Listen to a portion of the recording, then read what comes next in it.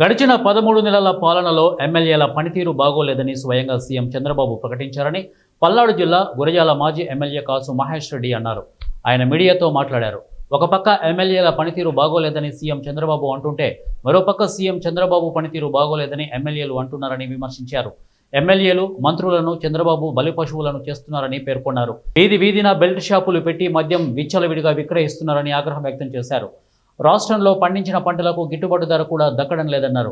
ఎన్నికలు లేకపోయినా కేవలం రైతుల కోసం జగన్మోహన్ రెడ్డి నిరసనలు చేపట్టారని అన్నారు. కేసులు పెట్టి ఆపిన ప్రజల్లో తిరుగుబాటు ప్రారంభమవుతుందని అన్నారు. మీడియా లేనిది ఉన్నట్లు ఉన్నది లేనట్లు వక్రీకరిస్తున్నారని మండిపడ్డారు. వ్యక్తి కాదని మేము అదే చెప్తున్నాం. ఇప్పటికన్నా గ్రహించండి. జగన్మోహన్ రెడ్డి గారి బలగం ప్రతిపక్షమా పాలకపక్షమా కాదు, ప్రజల పక్షాన నిలబడిన వాడు నాయకుడు. ప్రజల గుండెల్లో చిరస్థాయిగా నిలబడిపోతాడు. అదే రాజశేఖర రెడ్డి గారు, ఈరోజు జగన్మోహన్ రెడ్డి గారు. చంద్రబాబు నాయుడు గారికి పరిపాటి అయిపోయింది. గెలిస్తే తన గొప్ప, ఓడిపోతే ఎమ్మెల్యేలు మంత్రులు. అందుకేగా ఇప్పుడు ప్రిపేర్ చేస్తున్నారు గ్రౌండ్. మంత్రుల మీద అసహనం, ఎమ్మెల్యేల మీద అసహనం, వ్యతిరేకత తెలిసిపోయింది. సంవత్సరంలో ఎంత వ్యతిరేకత వచ్చిందో వాళ్ళ సర్వేలు కూడా చెప్తున్నాయి. కాబట్టి గ్రౌండ్ ప్రిపేర్ చేసుకుంటున్నారు ఎవరిని బలిపశువు చేయాలని.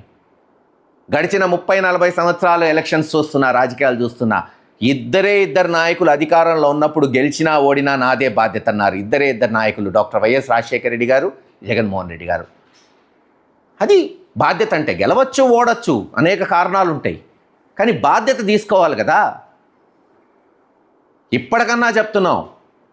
ఇప్పుడేమి ఎన్నికలు లేవు, ఇంకా 4 సంవత్సరాలు ఉంది. జగన్మోహన్ రెడ్డి గారు వచ్చేమి ఓటు అడగట్లయిందాక నేను చెప్పినట్టు కేవలం మీరు ఇస్తానన్న హామీలు నిలబెట్టుకోండి, మాట మీద నిలబడండి.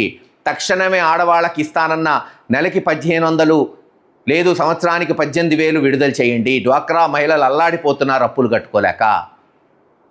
నిరుద్యోగులకి 3,000 ఇవ్వండి. కనీసం వాళ్ళు పెళ్ళిళ్ళు చేసుకొని ఉద్యోగాలు లేక పిల్లల్ని పోషించుకోలేకపోతున్నారు. మీరు సహాయపడిన వాళ్ళు అవుతారు. మీరు ఇస్తానన్న పేరు మార్చి లోకేష్ గారు కనుక్కున్న కొత్త పేరు, మరి తల్లికి వందనం పేరు కనుక్కున్నారు, ఒప్పుకుంటాం. పేరు మార్చినా పర్లా. ఇస్తానన్న ఆ 80 లక్షల మంది పిల్లలకి ఇవ్వండి. మరొక 15 లక్షల మంది మిగిలిపోయి ఉన్నారు. రైతు భరోసా, అన్నదాత సుఖీభవ. ఎవడన్నా సుఖంగా ఉన్నాడా? ఆ డబ్బులు ఇచ్చారా ఇప్పటివరకు? జూన్ మాసంలో ఇస్తానన్నారు, జూలై వచ్చేసింది, పంటలు వేయబోతున్నారు. ఇంకెప్పుడు ఇస్తారు చెప్పండి? పోయిన సంవత్సరం ఎగ్గొట్టారు. ఎప్పుడు ఇస్తారో తెలీదు. ఎవరన్నా అడిగితే నాలిక మందం అంటున్నారు. మీరెవరు అడిగితే తప్పు అంటున్నారు. వాళ్ళు బందిపోట్లు, దొంగలు, రౌడీ షీట్లు.